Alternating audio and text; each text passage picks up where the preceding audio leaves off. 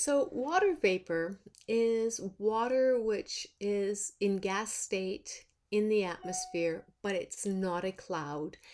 Water vapor is entered into the atmosphere through two mechanisms: evaporation, which I had mentioned in the previous slide, but also through something called evapotranspiration. And evapotranspiration is really important because what's happening is that plants are respirating, they're breathing, and they're putting that water from that respiration action into the air around them. And so all plants are doing this. When plants are breathing heavy, they're putting more water into the atmosphere, and they create high and low pressure zones in order to do this. So when we were talking about wind before, moving from high pressure cells to low pressure cells, they were creating a pressure gradient in order to do that. Water moving through a plant is the same thing. That plant, through its respiration, is creating a pressure gradient, and the pressure is greatest when water is in liquid phase. It's most dense, right?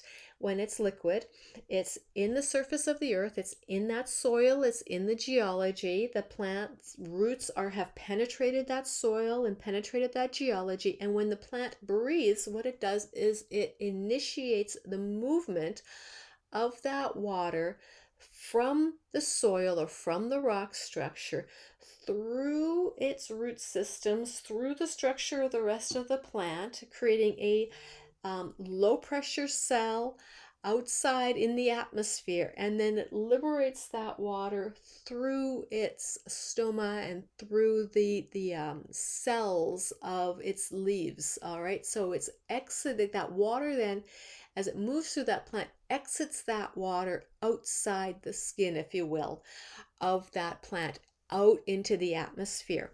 um, that increases the humidity of the atmosphere's water at those locations. And in some places, like cloud forests, the water becomes super saturated and it starts to form a cloud. So we've got, when plants are really respirating, they're really breathing hard because it's really hot. It's not so different than if you've been working, you've been running, and you end up breathing really hard. You are respirating, you are transferring energy out into the atmosphere. You're also transferring the liquid from your lungs, the water from your lungs, out into the atmosphere as well.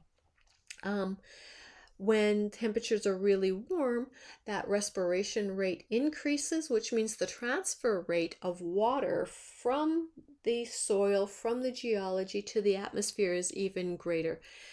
So you might get a supersaturated environment and you see the formation of clouds just from the respiration of the plants themselves. So if we were to take a step back, you are forming a cloud in the winter time when you are breathing. You are taking the moisture from your lungs and it's exiting your body, and it hits that cold air.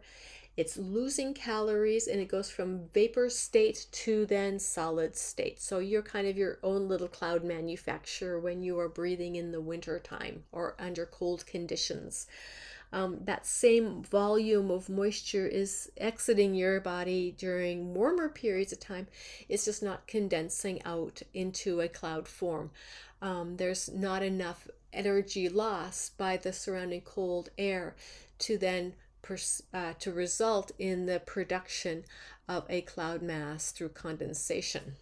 All right, so water vapor saturates the air around it, and the amount of water vapor in the atmosphere is dependent upon two things: how much water is available. So is there a water source? Is there a lake or a river or an ocean available? Those locations, think Florida, um, are going to have more opportunity to put more moisture into the atmosphere than Kansas is or Texas is. There's just not enough moisture available to put into the atmosphere. The other thing is temperature. You need to excite the molecules enough to liberate them from the surface of the water body to put them in the atmosphere. So if the air is cool, you're not going to have as much transfer of water molecules into the atmosphere. So low latitude locations, the Bahamas, again, Florida, the Mediterranean, are going to have more moisture in the atmosphere because the temperatures are hotter there than Lake Erie, than Hudson's Bay, than Lake Baikal in Russia. So the farther you are away from the equator, the temperature is going to be lower, so the humidity or the water vapor is going to be lower. The farther you are away from a water source, the less water vapor is going to be available to saturate the air in those locations. So Arizona, low saturation of water. Florida, high saturation of for the atmosphere. Quebec, which may, is close to some bodies of water through the St. Lawrence, is going to have lower evaporation than the Mediterranean, which has equally large bodies of water next to it. So latitude plays a big part there. So this then transfers that latent heat back into the atmosphere, as we were saying before. Condensation then is the removal of energy from that water that's in vapor state and creates a phase change, so it becomes liquid again. So as air is cooling in the atmosphere, the air parcel itself becomes smaller. All of the molecules are getting closer and closer together as such. So it's becoming a little bit more dense. So as that's occurring, we're removing energy, and in order to produce a cloud or condense water out from its vapor state, you've got to remove 540 calories. So that takes quite a bit of lift. You've got to get to the right elevation to do that. In some cases. So in the winter time, the clouds are pretty low in elevation because the temperature already is pretty cold. We've already lost a lot of calories. So it doesn't take a lot of lift to produce a cloud. The cloud is at a lower elevation.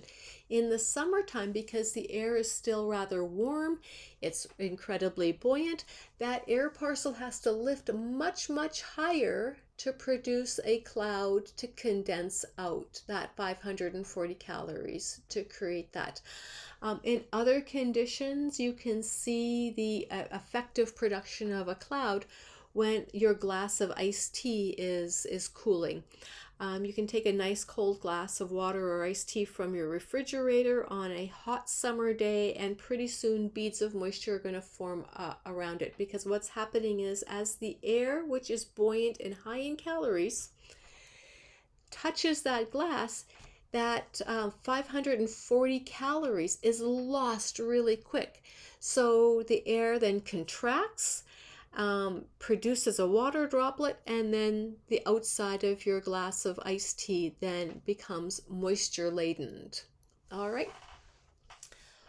When we're producing a cloud, you've got to get to that condensation bit. You've got to lose all 540 calories. So as that air parcel is lifting and it's buoyant, it's lifting and lifting and lifting. The air column around is getting colder and colder and colder. As that's happening, those calories are slowly being lost. And at the point that 540 calories are lost and you then have that water droplet produced, it's at that elevation that the cloud begins to form.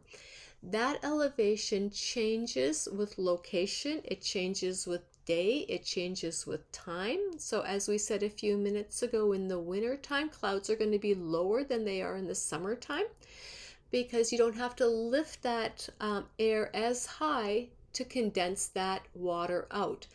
That location, which is variable, is called the lifting condensation level limit, or LCL. And these are always the bottom of a cloud. All right. So the bottom of the cloud is the indicator of where that energy transition occurs.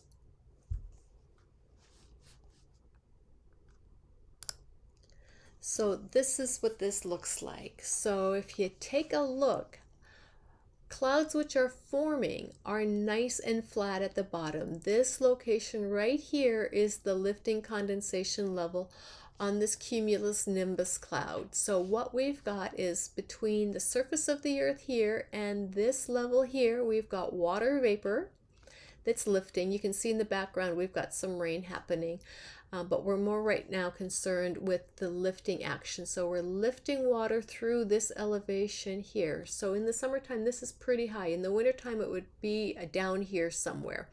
So we lift it. We then form droplets, which is going to form the start of that cloud. Early in the day, this cloud is rather small, but because we continue like a conveyor belt to keep adding water through this lifting mechanism to this cloud starts to build a vertical column or a vertical channel. So it's like a little domino effect. You add a little bit of water here, the next little bit of water that added is put in place here, but it pushes that previous water droplet up a little bit, and then the next one comes in, replaces the last one that came in, and bumps the last one and bumps the first one, and then so on and so forth as we create this vertical structure to this cloud. So the clouds grow vertically over time. We get this lateral movement as well because this input of energy is happening across the surface of the earth and across space. So we get manifestation horizontally and vertically with the creation of many cloud structures. We're going to talk about the genesis of clouds in different ways here in a little bit. But it's at this locality right here, which is the lifting condensation level. So here diagrammatically, we've the author has reconstructed this such that we've got a wonderfully hot day here. The buoyancy of the air is really great because we've got a lot of energy here. As we lift this, the temperature goes down. That means we're starting to then contract this air mass. It's in that we're losing energy, and at this level right here we've lost all 540 calories, so we're generating this cloud mass that occurs right here.